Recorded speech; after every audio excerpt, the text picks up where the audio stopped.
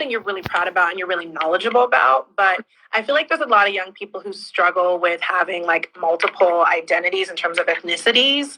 And so I would love to know if you have any advice for young people that feel like othered or feel like they have to fit in a box. Like, what's some of the ways that you kind of got through that? I think what's so beautiful about being biracial, triracial, or even just having one ethnicity, I think what's often a struggle for people like me though is like how do we identify? And I feel like we identify by going to the source. So when I get a chance, I do want to go to Africa and I want to go to the Philippines because I did my little ancestry. You saw it all set. Yes. And I feel like she's very Black, by the way, y'all. She is like all of Africa, you know. I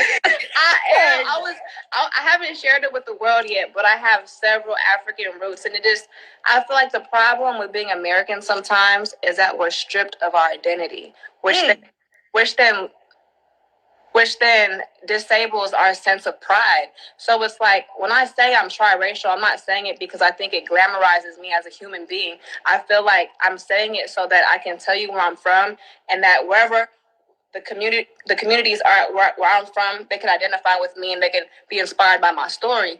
So I'm proud and I can't wait to go to Africa and the Philippines.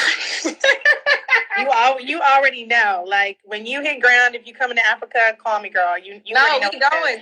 I'm telling you because I need someone who knows everything, and you know everything. You already know what we talked about on set. We talked about this. That's what they don't know that, but we already have a plan. We already got. Oh.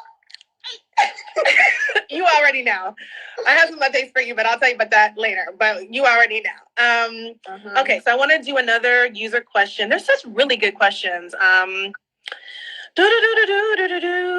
Oh, I love this question. Where do you see yourself in 10 years? Where do I see myself in 10 years? I feel like me and my team have laid such a strong foundation for this Icy umbrella. Like, eventually, I want the Icy brand to supersede Saweetie. I want my great-great-grandkids running my fashion, running my beauty, running my business, running my philanthropy, running all of my enterprises. So I eventually see myself being a global mogul, and of course, married with a family. We love this. Again, perfect pivot to my next question. Tell me more about the Icy Baby Foundation. I know. Is that Whitney? No, it's Michelle. It's Michelle. Hey, girl, hey. We mentioned it in the piece a little bit, but I'd love for you to talk more about the Icy Baby Foundation. Like, what is it for? What's your intentions for that? And is that going to be around in 10 years as well? Like, is it something you want to make a part of your brand and all that? No, definitely. I mean, I'm going to start small. I'm going to start local, and then I'm going to go countrywide, and then I'm going to go global. But the point of it is to give back to the communities that support me every day. And what really inspired that was just all of the chaos that was happening during quarantine. It's just like, I'm donating so much money to these nonprofits, and I'd love to do that. However, why don't I just start something with a woman who is my grandmother and who is the president of my philanthropy, with someone who does this and who has a passion for it. So I was inspired to create my own nonprofit, the Icy Baby Foundation, and she's the president. She's just been guiding me and just been teaching me on how to run something successful, just so that we're giving back to the people who look like me, to the people who support me, because without them, I wouldn't be here. That's facts. This year, we talked about it a little bit in the interview, or Adele talked about it with you, but like, it's so interesting your perspective of being Asian and Black, and just like the last year has been so much for both communities. And, you know, you said something really great about how I think your mother asked you, like, how are you going to show up? Like, what are you going to do about it?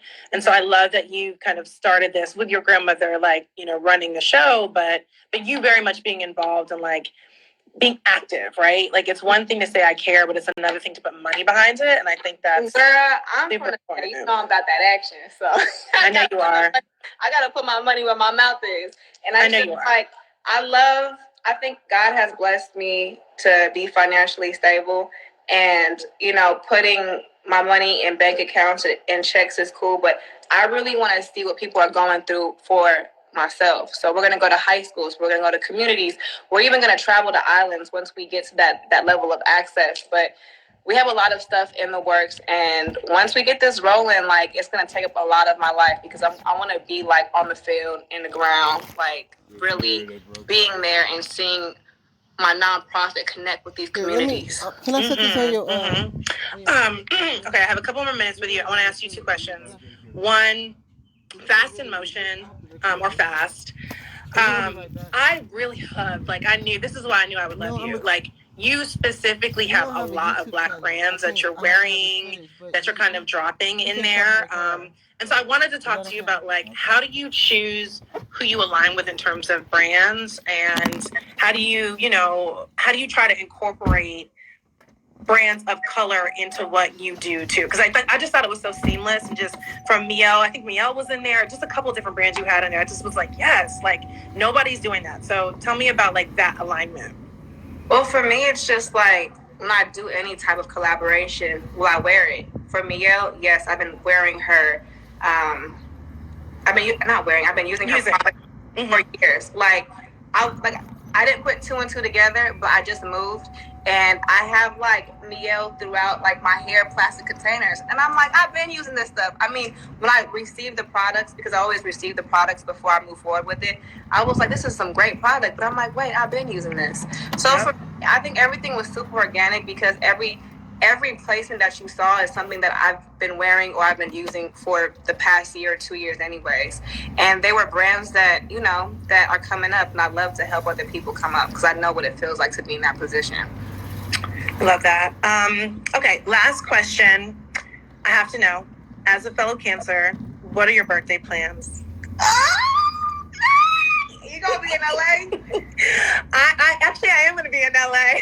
Oh, girl, well, you invited to the Freaknik, because we having a big old freak. Oh, are you serious? Yes, hands on your knees, be through the streets like it's the Freaknik. No, I'm serious. Whitney is planning everything. I'm about to send out flyers. My cousin here, Maya, she does my merch, and she's working on the flyer. July 2nd, it is going down in LA. I'm I'm having a big Freaknik.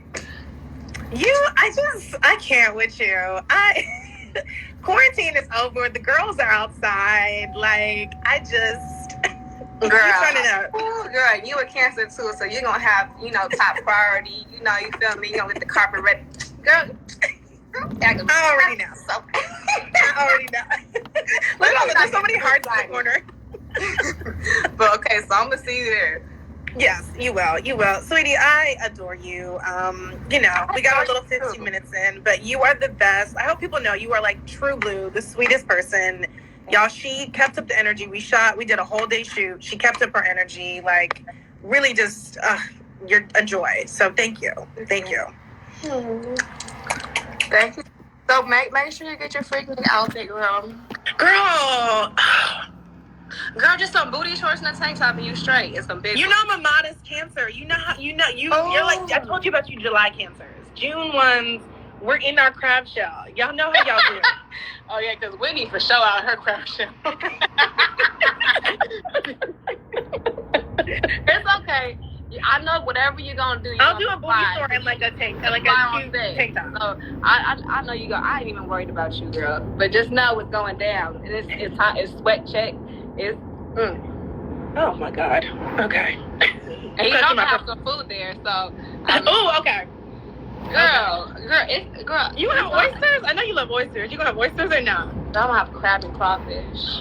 Oh yes. So see, yes. No Cancer. I just bribe you with some food. Girl, you know it. All you need to have is a food and a drink. I'm there. So food trucks. I'm having something special delivered in the middle of the party. It's going down. Oh my God. Okay. Well, this is how she's celebrating, y'all. She's celebrating with turn up. Too much turn up. Food, good music. It's gonna be. I'm gonna have like a photo booth, girl. It's just gonna be activations throughout the parties. Activations, girl. You have an Essence Fest? What the hell is this? I'm a content queen, baby, and I love to turn up. So. She said, "It's an ice fest, baby." She got Frankie Beverly and Maze in the corner. Like, what's going on? I mean, dude, and I'm having somebody perform too.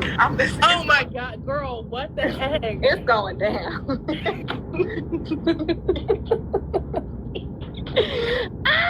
Oh my God, I can't with you. All right, y'all. I have exceeded the time, so you are the best. Thank you again. Y'all check out the interview. It's so good. She's a joy of life. So thank you. I'm gonna see you in 3 weeks. You'll see me. We'll talk. You'll see me. Okay. Bye. Bye.